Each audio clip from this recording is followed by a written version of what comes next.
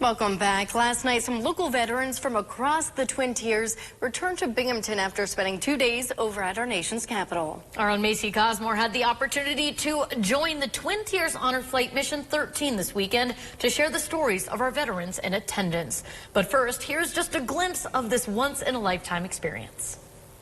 I'm about ready to go in tears. Veterans were filled with emotion Sunday night after 48 hours in our nation's capital. On Saturday morning's departure for Washington, D.C., 49 veterans and their guardians were escorted from Binghamton to the New York-Pennsylvania border.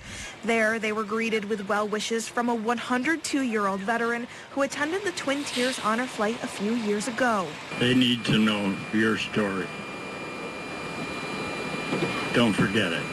Mission 13's first stop in D.C. took us to the Lincoln Memorial, Vietnam War Memorial, and Korean War Memorial, where many observed in silence, reflecting on their fallen brothers and sisters.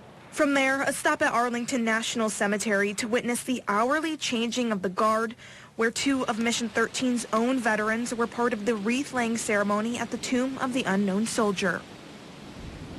Iwo Jima marked stop 3 of day 1. The group's Marine Corps veterans gathered for a picture upon arrival before heading to the hotel for the night. At dinner, retired U.S. Air Force Colonel A. Philip Waite presented Vietnam Commendation lapel pins to each and every Vietnam veteran, welcoming them home and thanking them for their service, something many of them never received. Some of you have seen it, some of you are wearing it, but many of you have never received this. On Sunday morning after breakfast and a chapel service, they visited the World War II Memorial, met the lone sailor at the United States Navy Memorial and the National Museum of the U.S. Navy, and ended their time in the Capital Region at the U.S. Air Force Memorial. Air Force Vietnam veteran Mr. James Rossi, who was supposed to be Mission 13's 50th veteran, was posthumously honored with a Flags of Our Hero ceremony led by Chaplain Norm Stitzel.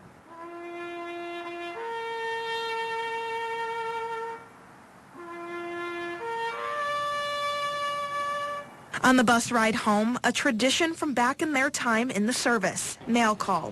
Family members, friends, and people from across the Twin Tiers writing letters of endearment, thanking them for their service. Before returning to Binghamton Sunday night, a police and motorcycle escort led the buses of veterans back to SUNY Broome, where they were met with a proper welcome home.